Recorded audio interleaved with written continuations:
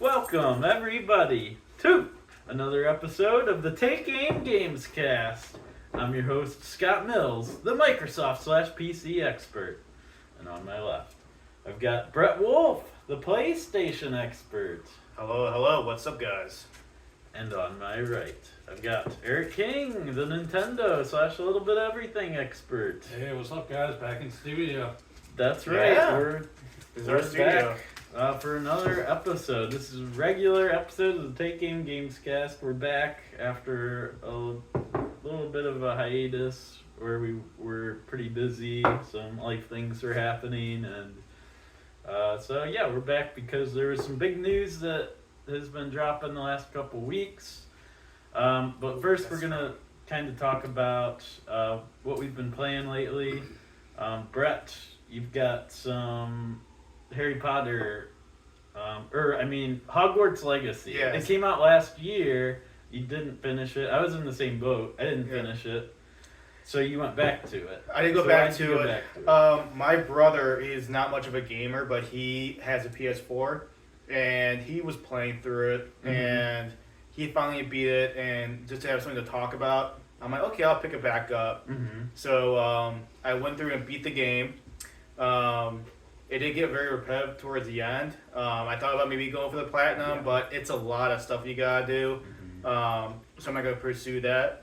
But it was fun for what it was. I think the next thing that they have, since they have like the guts of it already made, like Hogwarts and Hogsmeade and stuff, I just see how they can really focus on improving like the quests and some of the other things that I would think of, like having more than 16 spell slots or do something different with the combat. I thought the combat was fine, but making maybe more the characters more engaging, more lifelike and stuff, being those like cookie cutter quest givers.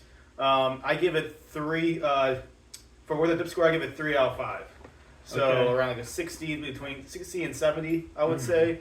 So it wasn't like my favorite game I ever played, but I don't think it was awful. It just got really grindy, and that's what dropped the score for me. So yeah. And was Brian kind of the same sentiment with it? yeah, he was. He says a lot. He liked the open world, but he liked Red Dead Redemption 2's open world better. Okay. He didn't like how that spoilers, I guess, that your choices don't really matter towards the end. Like you don't have different endings. It's always like the same ending. Yeah. So he didn't really care for that, and I guess I can see his point. But I have open world fatigue a lot, so I didn't mind it being a little bit more condensed. I mean, there was some open world parts, and I think Hogwarts was beautiful, but maybe a little bit more.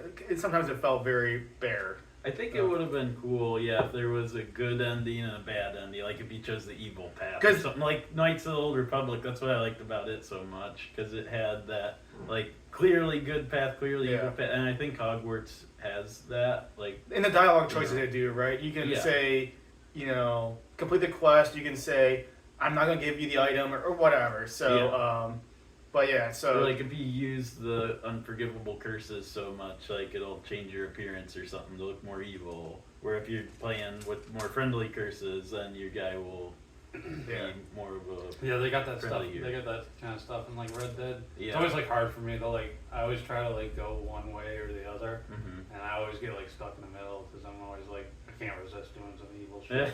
See, I'm the opposite. Yeah, I always go down the good path. Yeah, I do go down the good path mostly, but then I'm like, See, I kind of want to That's live so this deep. train or because I feel like if you go down the good path, I feel like you aren't gonna miss out on getting items or different except for when you want to loot a train or something like that. I guess. Yeah. Yeah, I guess so. Or So that's what I'm saying though. I'll try to be good. I think I'm 66% good probably right now on what I'm running through, but it's so hard for me to resist. A lot of robbing times, people and shit. it feels like the canon endings for those types of games is to trend towards the good side. Yeah. But I always like the evil side too. I didn't go to where I was played the evil side in Fable. I would always trend towards the bad side. So Yeah. That's my evil dark heart in me. Yeah. So I beat that, and then on the horizon, we're getting this really quick. Yeah. Started playing the Final Fantasy VII Rebirth demo. Yes. I know, Scott, you beat it. Yes, I did. I'm maybe an hour in. Okay. So it looks amazing. The combat feels. I think I kind of get used to it. Cause you went back in Platinum Remake, so it was I haven't played the remake since 2020, so it's been a while to kind of get used to like how it works. It's a little bit. It's different than how it is in Final Fantasy 16. But yeah, so far I've enjoyed it, and I feel like just playing the demo so far, the characters seem a little bit more fleshed out, which I kind of like. Yeah. Like Cloud's is not like I don't know. Maybe I'm just making this up, but I just feel like you can get more of his personality so far in this demo than what I experienced playing the remake. Right. But that's just how I feel. But yeah, so far so good. I haven't pre-ordered, and I also pre-ordered Dragon's Dogma 2, but that's coming out in March. Yes, but yeah, I'm looking forward to Dragon's Dogma 2 too. But yeah, back to Rebirth. Yeah, so I think part of why Cloud was a little more like he's more kiddish, he's more anxious because this is like his first big mission, and he's with like Sephiroth is like the seasoned veteran war hero, and he wants to make a good impression on Sephiroth. He looks up to so him. He's all like nervous about it and stuff. Yeah. And so this was like 5 years before the remake, where then in 5 years Cloud is this more stiff military veteran guy, and he's had some trauma. He's seen shit. Yeah.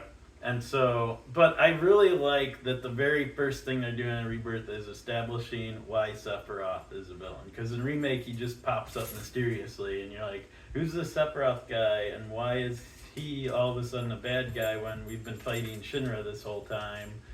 And a lot of people who never played the original Final Fantasy VII don't really understand like why we should be afraid of Sephiroth yet, because in the original Final Fantasy VII, I was talking to my brother because he recently went back and played the original, and you don't even see Sephiroth in the original until after where Remake ends, like where Rebirth starts, and this scene, this flashback is like where the first time where Sephiroth kills President Shinra like he does in Remake. And that's like the first time you see him, and it's like, oh no, like this guy's terrible, we gotta get out of here. And then they ask Cloud, like, who is this guy? Kind of like they are in Rebirth. Got it. And then it kind of fleshes out. So now you know the whole villain for the rest of the game now, so they're fleshing it out like right now. So people who are confused, they can explain a few things.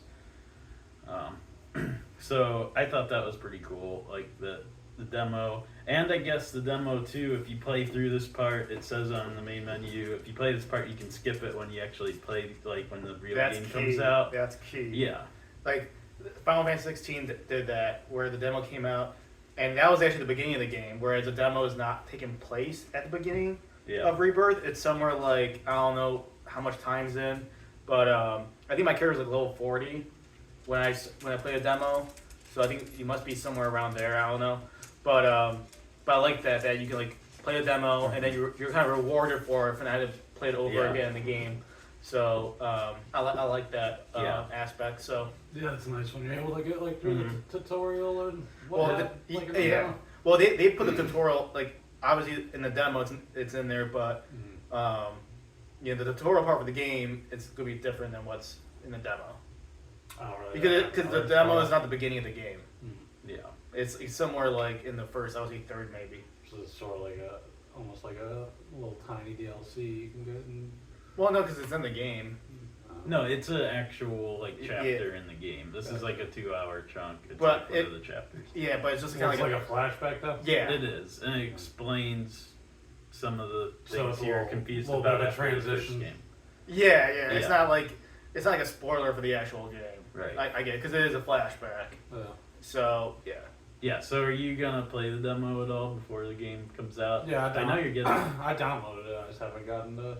Yeah. I mean, I got like 5 minutes in, and I was like, yeah, I want to wait because I don't want to like play the demo and then have to wait like 2 weeks for the game to come out. So yeah, and you said probably you knock went it out back next weekend. You went back to remake, didn't you? You've been playing through that again. Yeah, I'm like on chapter 10 or something right now. So okay, so yeah. I don't know. I'm probably gonna finish it though before the second one comes out. Like redo it again. I think there's like 18 chapters. Yeah, so you're a little over halfway. Yeah. Because that first 9, I think, is longer than the last 9. It felt like I beat the game already. You did? Yeah, I was replaying playing it. Oh, okay. Okay. Yeah, so then really quickly, I wanted to jump in. So this week, Steam had its Next Fest thing, which is there's a whole bunch of demos for upcoming games that you can try out on Steam on the PC side of things. And so I was checking out a few games because I had gotten into early access for a game I was kind of excited about called Stormgate. It's going to be coming out in early access, I think, later this year.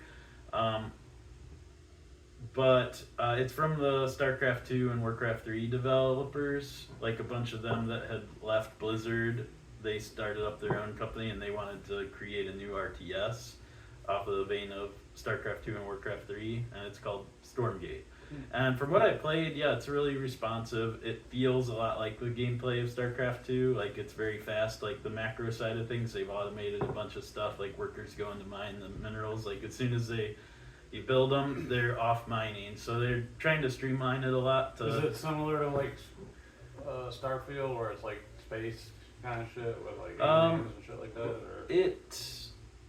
Well, it's not like an RPG. It's an RTS. So it's real-time strategy like StarCraft. Or StarCraft. Yeah. So the two races they've unveiled so far are like the Terrans, which are the human faction, and the Zerg. Yeah. So the Terrans are called the Vanguard, and then in this, the Zerg are called the Infernals, like, and they're like demon people. Oh, okay. I think it kind of is, yeah. But it's not as outer, like the maps, you don't see like outer space in any of the maps or anything. Like it's on a planet, different like planet. usually. That's what yeah. And then there's two resources. Like you've got, it's like gold, and then you've got like an ore that you're mining, and it's just those two. Kind of like in StarCraft, you had two resources that you're mining. And there's gonna be a campaign mode, but they haven't opened that up. They just had some multiplayer for the demo you could play. But I enjoyed what I played. Like, it definitely felt like one of those StarCraft types of games, and it was really smooth. So, now the other RTS that is a very outer space like is Homeworld 3, and I think you drafted it in our Fantasy Critic draft. I did. I know one of us did.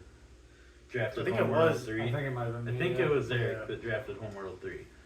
And it's cool. I mean, I think that it has a pretty decent following from the first two games, but it's been like over 10 years since Homeworld 2 came out.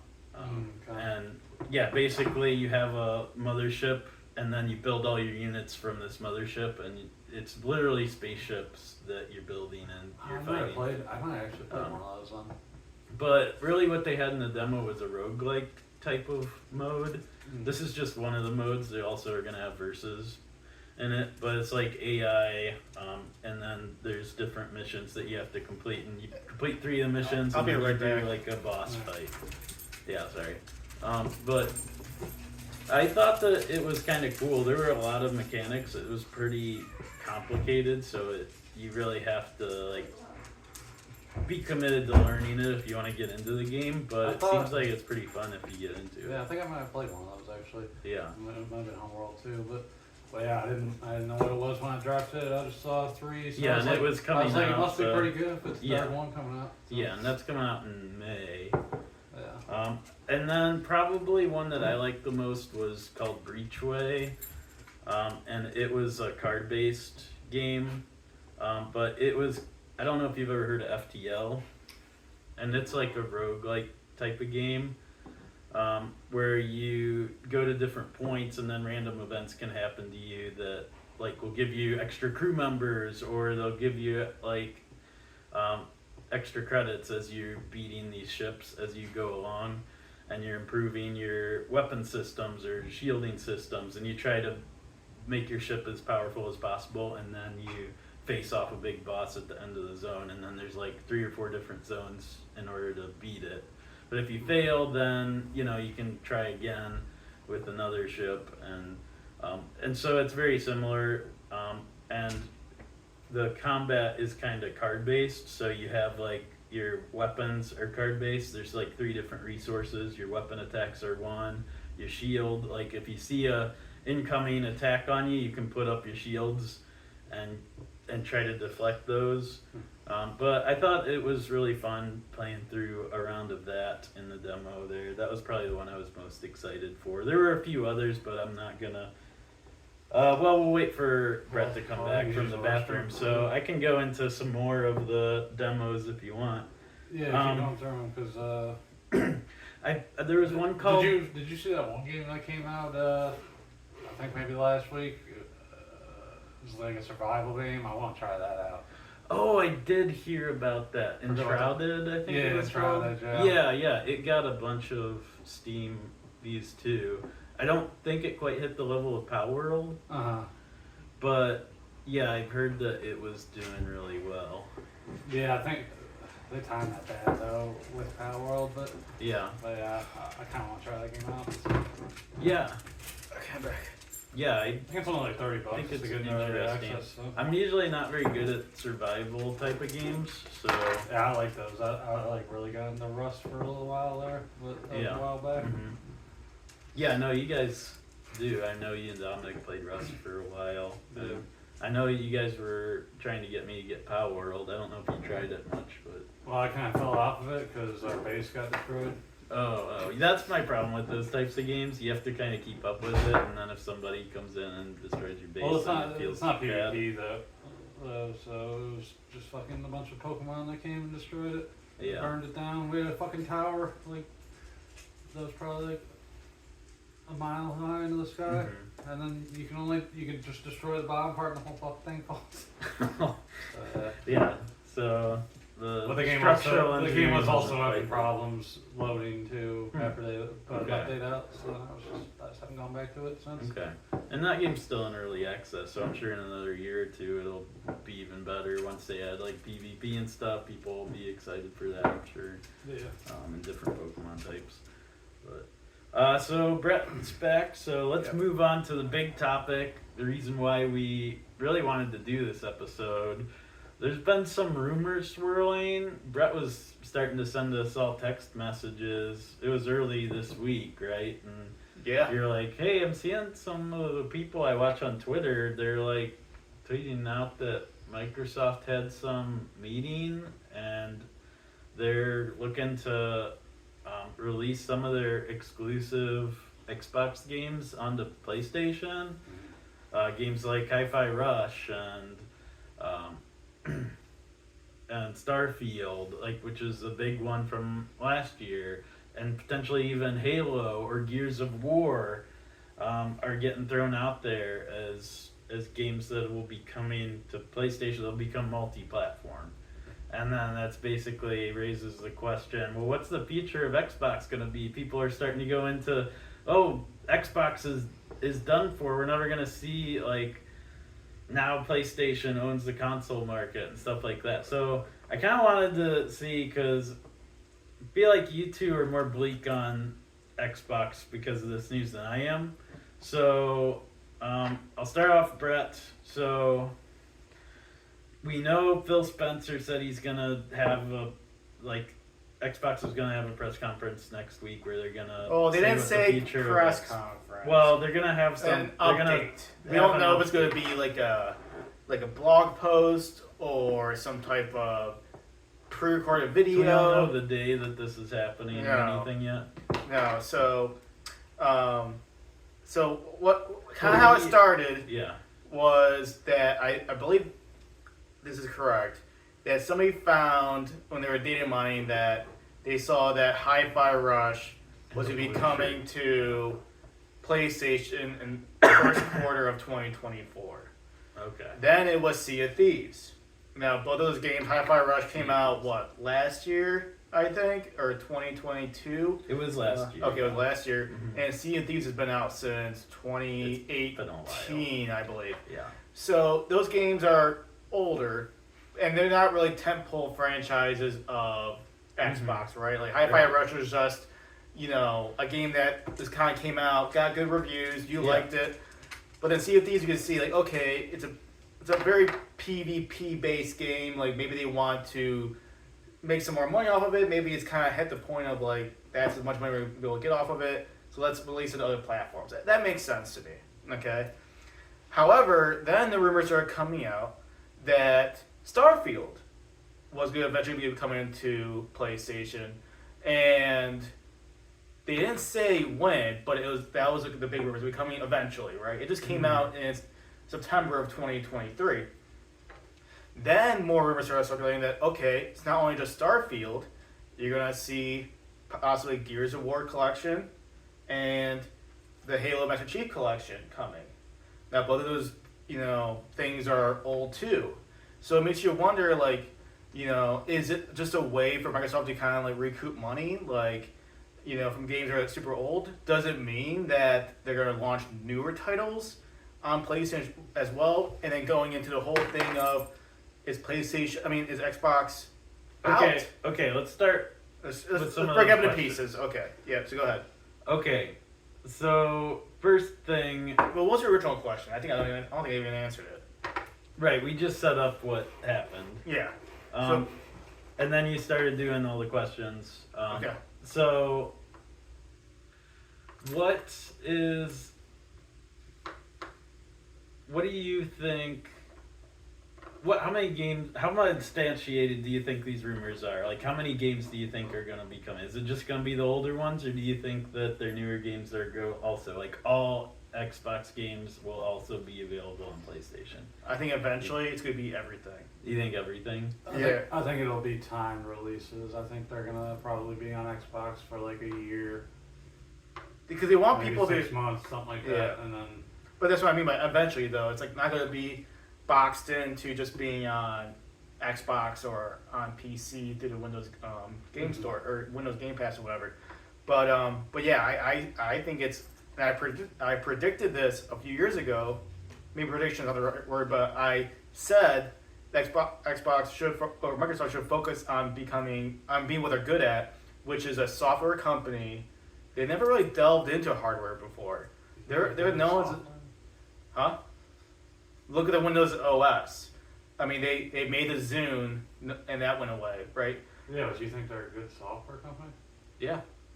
Like In terms of games? Microsoft, I didn't say Xbox.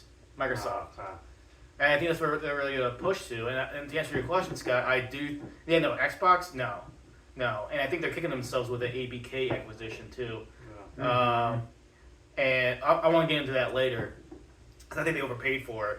But yeah, it's like, what's their plan? What do they? If they're doing this, if these rumors are true, my question is like, what's the purpose of owning an Xbox? I mean, I get it. Like, you can get, if we go, and I agree with you. I don't think it's gonna be everything all at once. I think it'll be timed releases. Okay, so you said what's the purpose of owning an Xbox?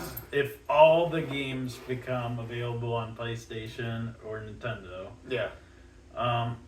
Well, I think people still like that Xbox interface. Like, the Xbox Series S is still cheaper than PlayStation, and it still is more powerful than the Switch. So I think for people on a budget that want a console, that's an option. And they have a pretty good user interface. I kind of like it better than the PlayStations myself. Like, maybe I'm just more used to it, but I think this is going to be the last gen of Xbox officially like being a console. I could see them down the line maybe no more consoles going into like Xbox. a streaming device type of thing. Well, they're Where- pushing the cloud. Well, that would be a console if they come out with a device. Like, the Steam Deck Wow, still yeah, has that's storage space that you can download games to it. I could see But see, I them don't consider doing that being a something like console, though. It's just a like handheld. yeah, I could see them doing like a Steam Deck type of thing where it's a handheld console with storage. Mm-hmm. And if you get Game Pass, you can download, or you can just download games from the Microsoft Store if you don't have Game Pass too still. But I think they'll also still continue to create consoles I think they want to get for like Game the Pass. regular market too. I think they want to get for Game Pass on big like TVs. everything now. They Like, do. I can see them trying to get They do. like Game Pass on like So that's iPads and shit like Yeah. that. Like, So, that's a question. well, I was trying to find. I saw this on Yeah. Twitter, and I was trying to find it, but I couldn't find it. Some company did a conference for their stakeholders, and they released that 77 of this generation, Generation 9, which is just the Xbox and the PlayStation, has sold 77 million consoles. Okay, what do you guys think is the market for PlayStation out of 77, and what's for Xbox? Like, how many Yeah. have sold? Like, I mean, we know that the PlayStation console has sold more than Xbox. Mm-hmm. Wait, you said Xbox sold 77 million? No, total. Xbox and PlayStation have sold 77 million consoles. Oh, so like what altogether. percentage? I think it's probably like Xbox probably sold like 20 mil, maybe, and PlayStation 52 or whatever. I was gonna go percentage base, but yeah, I mean, Go numbers. Just go raw numbers. It's easier. I think higher than that. I think like 25 million for Xbox, and then Does this what, count 50 S? Yeah, This or count 20 the S yeah, too? closer to Yeah. 30 million for Xbox. Yeah, and maybe then like 25 mil then with the S. 45. So 30 here's million for Because the S I don't consider next gen personally. But. here's the numbers. So PlayStation has released they released the numbers at the end of 2023. They sold, I think it was like 50 or 52 million consoles. Oh, I was round up. Okay, Xbox doesn't report their numbers anymore. Mhm. So, doing the math, let's say PlayStation got a bump of like 3 million. Okay? So, if you do that, hypothetically, that's 55 million consoles for PlayStation 17. and 22 for Xbox. Oh, so that was 27. So, 55 for PlayStation, 22 for Xbox. I mean, that's a huge gap. And Xbox still hasn't recovered from what happened with the Xbox One. And is like the Game Pass thing, I think, is a cool idea, but like is continuing with hardware the right strategy? I think that's what Xbox is top of the. You think that's what their update's gonna be about next week? Is I mean, if they haven't reported numbers already, why would they report next week? I think it's going to be their strategy going forward. Is what they're going to talk about. I think so too, especially if the rumors are true that they're bringing games to other consoles.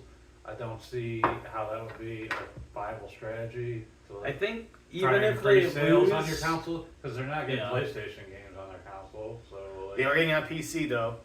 yeah, but I'm just saying But in they're terms, old in games. terms of if you're trying to continue like your The thing consoles. is, though, Microsoft's such a big company. I don't think they mind as much if they lose money on console sales, as long as it creates more devices that Game Pass can be on, and then Game Pass makes up for whatever they lose in console sales. So I still think that they will have a market for consoles that they will make, like a high-powered consoles that can play the latest games on, if people want to choose that. But I don't think that they're gonna. I don't think Game Pass. I don't think they care about having exclusive Well, games. I don't on think them Game as Pass their is going to strategy. be coming to PlayStation though. You don't think so? No. I think eventually it will. You think so? If PlayStation allows it, yeah. Would they have their own? Yeah, how would thing that? now? It's like- Yeah, that's something that was going through my mind. Well, there's EA Play. EA plays on. If Microsoft goes third party, EA plays on PlayStation, and that's EA Play is built into the Game Pass Ultimate subscription right now. Yeah, but the point is though, it's also on PlayStation, Yeah. and PlayStation has their own streaming thing too. So But Xbox. yeah, yes. What I was thinking is, you know, But if the you problem have- is like Xbox Game Pass has like games Yeah. that Sony's going to want to sell. yeah, Game Like, Pass is a They worse have a lot of deal. third-party games on Yeah. Game Pass. Well, also I'll get this point too. Xbox will be smart. You think about it, if they do that, go down that route. Maybe it would be like a limited Game Pass where it's only Microsoft exclusives. I don't know. Well, think about it like this. So Microsoft is really pushing people to be digital, right? They don't want you to own physical. They're not really pushing physical games anymore, right? Yeah, So think about nobody is. well, PlayStation still is. You can still buy, physical discs. You can still You offer can, discs. Right? but they. I mean, the I don't last think- console they came out with was digital. So- Yeah, for people that want it a little bit cheaper, but a lot of people Some- still buy the disc yes, drive right. though. But my point is that it's actually smart for them to do this because you can put a game on Game Pass and then have it come to PlayStation and charge $70. Indiana Jones is another example I didn't mention earlier. That's probably coming. That's rumored to come, and then who knows, Call of Duty, and who knows about Elder Scrolls 6 in the future. Call of Duty is gonna be because Yeah, I I was think just we thinking Call have of Duty like a is coming. 10-year deal in Yeah. part of their acquisition where they Where have to that's be coming. multi. Yeah, but I'm talking about even in the future, like past that 10-year agreement. Yeah, I think they'll still continue to be multi. they'll continue to work out a deal with PlayStation or whatever. Like I think this answer, and I want to get into I don't know Phil's. if Call of Duty will be relevant in 10 years, but And I know we're kind of jumping around, but I guess I am jumping around. So But I want to get into Phil Spencer really quick. Okay, the angels sent from heaven to save Xbox, right? Like, in Phil we trust and all this stuff. I remember me and Nicky I don't. Yeah. huge arguments about how Phil was going to be turning this brain around. So with these rumors that came out, Phil had a response on Twitter, and it was like a day late, and he goes, quote, "We're listening and we hear you. We've been planning a business update event for next week. We look forward to sharing more details with you about our vision for the future of Xbox. Stay tuned." What I take, end quote. What I take from that is that they didn't come out and debunk the rumors. They didn't even really acknowledge them. Besides saying, "We hear you and we'll have an update next week." Yeah. That gives me credit. That tells me that there's credence to these rumors. And here's my question for you guys. Okay. Well, Well, let me get to I'm just picturing Phil like in the HQ, like panicking with all his boys. Like, what are we gonna say next week? We gotta give him an update. I promised an update in a week. Well, this brings me to what happened with ABK and the amount of money, $68 billion they spent on ABK. And then we come out a couple of days ago, how many people they laid off. And Toys for Bob getting hit hard and tons of layoffs of people. And it seemed like Activision was kind of just waiting until it was fully acquired to do it. So Microsoft had to do it. They got rid of Pete Hines from Bethesda. I didn't hear about that. A big marketing guy, Yeah, right? He was always, he's gone. Yeah. And my question is that I think Phil Spencer was really the one that was pushing all these big acquisitions. If they plan to go in the direction of being a third party, where does that leave Phil Spencer? I mean, there has to be two But directions I still- getting ahead here. And who wins out? It's going to be whoever's higher up than Phil Spencer. So what happens to him? I'm not really that concerned about that. Which is a question, because he's the head of Xbox. Yeah, I mean, I think he'll continue being the voice for Xbox for a while. You think he's gonna get let go here pretty soon? I think this year. Do you think he's gonna get let go? No, I don't think this year, but I think when you have a conflict like that and somebody goes in the opposite direction, I don't think you stay with that company. Yeah. I think you're kind of like, well, okay, I'm gonna go somewhere else. Isn't that kind of what happened to the old Xbox guy who was like trying to push the digital only console? Wasn't that Don Maddock? Don Maddock, he got egged. Well, I did hear that the Federal Trade Commission is trying to appeal now the acquisition because I guess part of the acquisition, Microsoft said they wouldn't lay off a certain percentage of people, and they did. So now I didn't see the that. Federal Trade Commission's trying to to appeal the deal that went through again. So now they've got that issue again coming up. Microsoft does because of all these layoffs. Yeah, I didn't like seeing that.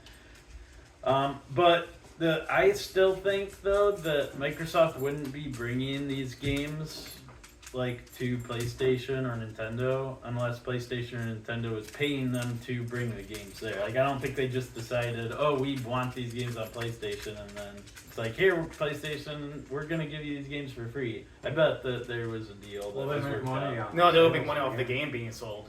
Well, I think there's some deal though that hey, we'll bring our games I to doubt it. PlayStation. I don't think PlayStation's that desperate for their games, but I think Xbox would tell them like, hey, we want to release some of our games on your system, and then Yeah. as any publisher would, they would get, a percentage of it. Just like a Ubisoft game, just like an EA game, just like any other third-party publisher. That's how I would envision it. I mean, I want Microsoft to make money though, because it's put out better games. So. I still want there to be competition because I don't think it's necessarily good for the gaming industry if PlayStation owns the AAA game development space, really. Like, yeah. I want the competition too. and the console space, because then it becomes like a Madden thing where it's like, oh, this version of the PlayStation's the same thing as the last one. Well, there's going to be a void, and you're right. But who's to say Apple or Amazon can't get into that space? You think Amazon or Apple will make a console? Good. I mean, Apple's going into VR. They They got can do their anything. Weird Vision Pro thing that's like $5,000. But I mean, who says they can't? I mean, they could. Yeah, they They could. haven't, and Well, if consoles anything, have been around for a while. Yeah. But I we mean, saw what happened when Google tried. Well, Google tried to get into streaming. Yeah, they that didn't was get into yeah. consoles. Well, Amazon tried getting games for a little bit. They're making some. They have a Yeah, gaming they had like division, that- but they it's had as like a that- third party, Wasn't not that as not as a MMO? console. Wasn't that MMO made by them? Like, Yeah, was that Lost Ark? yeah, that Was New that Earth or whatever it Or was. New World, yeah. Yeah, New World. Yeah, and there was another one too that was like a Diablo-like game that came out that was Amazon Was Studios. that Lost Ark? I don't know. Yeah, I think that was Lost Ark. Yeah. I mean, I think if you're PlayStation, Nintendo, you're just sitting there, staying silent and just eating all No, this I up. think Microsoft continues to be hardware. I think there will be another generation of them, but yeah, I could see some games coming to. Oh yeah, I mean, I don't disagree. I think there could be one So more I don't think it generation. says dire is what you guys are making it out to be, but I mean, I can never I don't imagine. think it's dire. I just don't think they're going to continue with consoles as much longer, if at all, after this gen.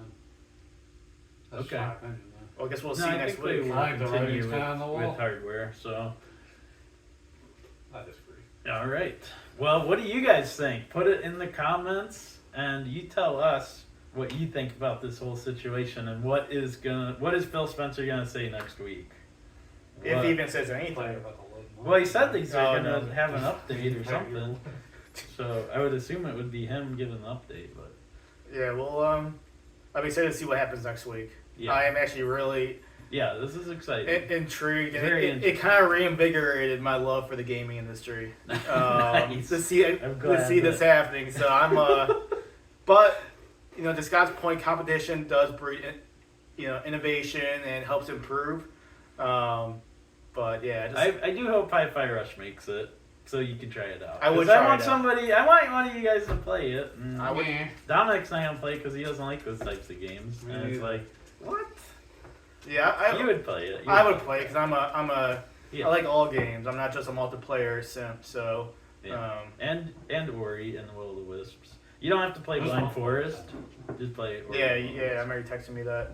Okay, yeah, we'll see. Okay, and yeah, so that's gonna be it for this episode. Hopefully you'll catch us again soon, whenever we have another episode.